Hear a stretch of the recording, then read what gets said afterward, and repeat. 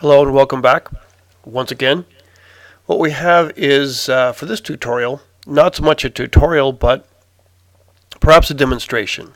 And this is a demonstration of the Roto Brush in After Effects and why the Roto Brush sucks. And you probably shouldn't use it that much. Now I've got a video clip here, down right here in my project. And this isn't just a random video clip, but it's a video clip from the book that I'm using to teach my VFX class, which is based primarily in After Effects. And so it is a great book. And the section of the Roto Brush, this is the video clip they have as a demonstration. But even then it doesn't really work because in the final file they use a combination of Roto Brush and Extract and traditional rotoscoping. What I'd like to point out is I've done a fair amount of rotoscoping on major films, TV projects, and things like that. And whether it's the industry standard in software or whether it's proprietary tools like they use at ILM, no one that I've seen is using anything like the Roto Brush. For rotoscoping needs, even for hair, we're using traditional rotoscoping methods, which is vector shapes, tracked and animated frame by frame, but with as much tweening and keyframes as possible. So it's interesting that when you see any demonstrations of the Roto Brush on YouTube, a lot of times it's by people who are Adobe advocates. They're talking about how great it is. Well, perhaps that depends on the file that you're using, the footage itself. But for many purposes, especially if you want to be really accurate, you just are going to have to do traditional rotoscoping. The Roto Brush has not replaced it. And this demo is going to be an example of how it works and why that is, why you still need real rotoscoping. So I've got this clip in here. And of course, if you've watched any other tutorials, what you might know is that you can't use the Roto Brush here in the composition. You've got to double click on it and go right there to the video clip itself. So what I have is I've got the Roto Brush, and of course you'll see the Roto Brush and the Refine Edge tool. And picking the Roto Brush, I'm actually going to grab my stylus and do some painting here. Like any rotoscoping, you want to look for a good frame to start with. And this is a fairly good frame of this video footage. As the video footage goes along, right here I'm at certain points, and as I move it along, you can see that we're going to come and chop off the top of this model's head here. And so I want to keep it to where we keep it right in frame to start off with, but if we go here where it starts, that's really kind of too small to use. So no matter what technique or method you're using for rotoscoping, you want to do something, pick a good frame like this that has enough detail to start out with. So with the Roto Brush, I'll just start doing some painting here. And the Roto Brush, as it starts out, painting here kind of on the face here, and you can see it tries to expand out and see these edges. So the way it works is very similar to the Quick Select tool in Photoshop, which is another tool that I don't like at all. So you want to come here and draw a shape right here in the middle, sort of, and kind of keep away from the edges. And we'll come up here to the hair, again keeping away from the edges, and do something kind of like that. So it's doing all that kind of stuff, maybe a little bit more right there, and it could do a bit more down there. And so it looks like it might be okay. And the truth is there might be some situations where you'd want to use this tool. One of them would certainly be if you have to roto hair, which often is no fun at all. So I'll admit that it might be good for something like that. But for other things, for just your general roto jobs, not so much. Mainly what happens here is that the Roto Brush is not magic. It's not magically figuring out this stuff. It's using the tools that are already in After Effects. More than likely, it's doing the same types of things that you might find in the channels by using Extract. It's just kind of tricking you into think that you're not doing it, trying to make it easier for you. But it's not magic. It doesn't really know what to keep and what to exclude unlike a roto artist that makes that decision. So we've kind of done this bit right here. And after you do this, then you come to the Refine Edge. So the Refine Edge brush is right here, Refine Edge tool, and you want to draw along this edge that you are going to refine. So I'm going to zoom in here a little bit. There we go. And the things you'd really want to refine are going to be hair detail. So I'll come along here and draw along these areas. Basically anything where there's the sort of a transition or this question about what's transparent and what's not, or where it's kind of difficult to figure out. Okay, there we go. So what's happening is it's actually giving what's called an X-ray view. Now it doesn't look bad. This X-ray view, really, you might recognize it as being the alpha channel, black and white. And you can actually go through here and toggle a few things on and off. This button here says Toggle Refine X-ray. Of course, on the Mac, it's Option X. Just takes that off. There's my Option X. You can see what it does. Alt X on the PC. You'll put it back on. So the one thing this might work for is to do hair detail or other similar, very intricate, tricky stuff. So we come along here like that. Okay, so that looks pretty good. And I'll admit it's going to be tough to get to hand roto and have it look that good. Although it certainly can be done to where it's doable. We do it in movies all the time.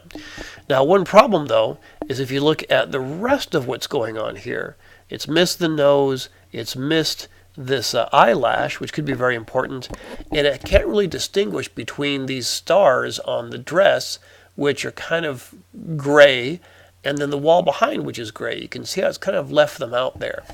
In fact, if I look at various options for how to view the end result, and the roto brush really is trying to make an alpha channel, if I click here to view that, you can see it gives a really terrible, crappy edge. There's no way that's going to be acceptable for anything. Well, luckily right here, there are some options you can adjust with the roto brush. Notice how this is an effect like any other. And we have some roto brush settings and some refine edge settings. So my real concern is right here.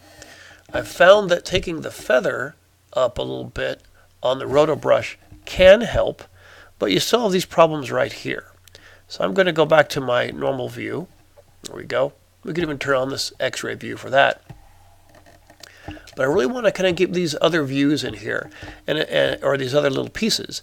And as you start to advance frame by frame, you're kind of painting frame by frame until the roto brush sort of figures out the parts you want to keep and the parts that you don't. You have to kind of keep doing it until it figures it out, and it takes it a while. So I would go back to this roto brush, and I'm going to take the size down a little bit. So I'm going to hold down Command, Control on the PC to size it down, and see if I can add a little bit here. Okay, that's good. It's added a little bit right in there. Now, if you look closely, what you might see is it's also caught this little bit under the collar, which you'd want to exclude. And you could do, if you were hand rotoing this with real roto shapes, you would have one shape for the collar and one shape for this dress here. So as I tried and I extended some more out here, it's actually grabbed a bit more of that. So I'm going to hold the Option key, and so you can see how it goes minus, and try and sort of paint some of that out right in there. Okay, that's not good. So I'll try and add a little bit more in right here. Okay, and I'll add a little bit more right here. It's a little bit better, but you can see how I'm just trying to fight it, trying to get that edge. Where if you're drawing a roto shape, you would just put it right to the edge. You could be very accurate. Now, of course, we're missing some of the nose right here. Let me see if I can put in a little bit of the nose. Okay, that's better. You can still see it looks kind of rough and jumbly there. And we're missing a bit of the eye and this eyelash. Let's see if I can get some of that in there. Well, I've gotten some, but, not really a whole lot. And I've got a bit too much here. So I'll try and subtract a bit right there. And that's somewhat better. Now, what you might be tempted to do is to actually grab the Refine Edge tool and fix these areas up, and that could possibly work. However, notice that this footage is a little bit blurry, and there's not a huge amount of contrast between the skin here and this background. They're both kind of desaturated and both kind of mid-tones. This is a little bit highlight, but not very bright. So the Roto Brush is just, it's not going to know really what to do. This is where you'd really have to hand roto. But if I come in here with the Refine Edge, I'm going to make this a little bit smaller. There we go, and come along here and try and get this this bit with the eyelash there. Okay, so as I try to fix this edge, it's looking kind of good, but it's not really very smooth and crisp. We want some smooth, clean edges here for the skin, the edge of the forehead, the nose, and all that. And we can use a little bit of softness and blurriness for that eyelash, but we're just not really getting what I would think of as being really clean edges to mask this out. And you can see if I come along here, it's cleaning it up, it's smoothing it, but what you're getting is some stuff that is really kind of a bit soft. If I come around here like that, it's giving me a little bit better edge, but you can see how there's a bit of, oh, what do I say here? It's like it's anti-aliased, it's softened a little bit too much. And this might give some great results here. This is where we'd want to use it. But then right here, it's just not that clean. So we would probably want to reduce the chatter if we're looking at some animation here. And chatter reduction here, that's always good. A little more detailed. Shift edge, contrast. I wonder if we can bump up the contrast a little bit on this Refine Edge. So take the contrast and kind of bump that up. And so what's really going to tell us what's happening here is by looking at the actual alpha channel it's making. So you can see what we're getting here. So we're getting some good hair stuff, and this edge might be okay. You can see this edge just not very sharp and accurate. We're not getting a really good edge here on that chin. That's a little rough and bumpy. This is smoothing out, but now you can see it looks a little bit too soft. We don't really have any corners or clean edges. And by adjusting some of these settings here, we've lost that eyebrow. So let's go back here and see if I can try and get that eyebrow back in. Come on, Roto Brush, do your thing.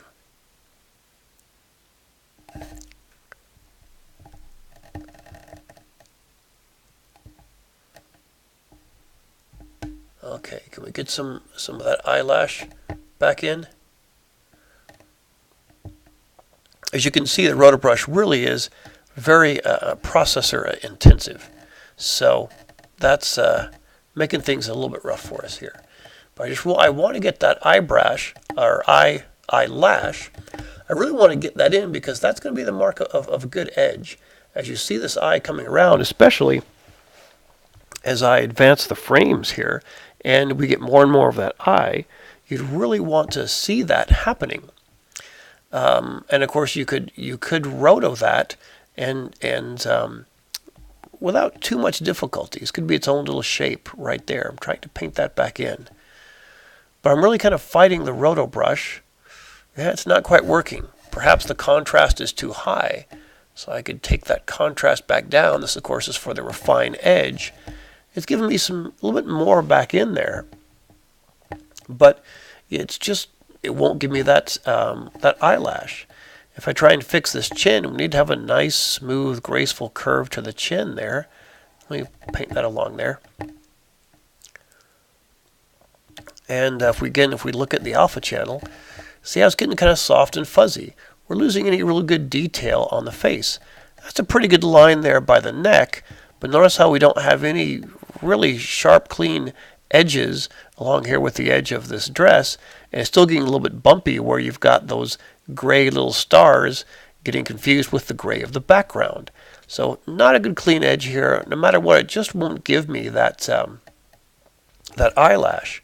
So these are the reasons that this is just not a great tool. And I don't see a whole lot of use for it professionally by itself. The one thing I can say is really nice if I hit the X-ray is this. So this would give you some good some good hair roto. And if I were to take and advance this to the next frame, look at that. That's pretty good right there. So advance to the next frame, and the next frame, and the next frame. So as I go back along here, that's pretty good stuff. So that might be worthwhile for that, and maybe just for that. So the way you would use the Roto Brush, really, if you wanted to use it, is you would take this footage and do a quick articulated garbage mat around the hair area. And then inside the footage, like this, do the Roto Brush for the hair area. But I would really suggest doing traditional roto shapes, the vector masks and all that. Maybe you get away with doing extract to give you the little eyelash here, but you would get nice, clean, smooth edges by using traditional roto shapes, and just resort to using the Roto Brush when you have difficult hair like this. So I hope that's a good example of what the Roto Brush is good for and what it's not so good for. So if you do have to use it, let's use it sparingly. Just remember that so far there's no good substitute for really clean, good roto skills. They're being used all the time. You can do good roto in After Effects, even though it's not the most optimum program for it. And let's get those roto skills nice and sharp, because you'll need those to get professional work.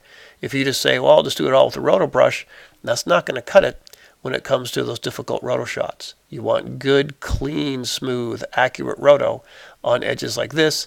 The Roto Brush is just not going to cut it. So that's my little demo for tonight. Hope it was useful. Let's work on those roto skills and find out what the tools are best used for. See you next time.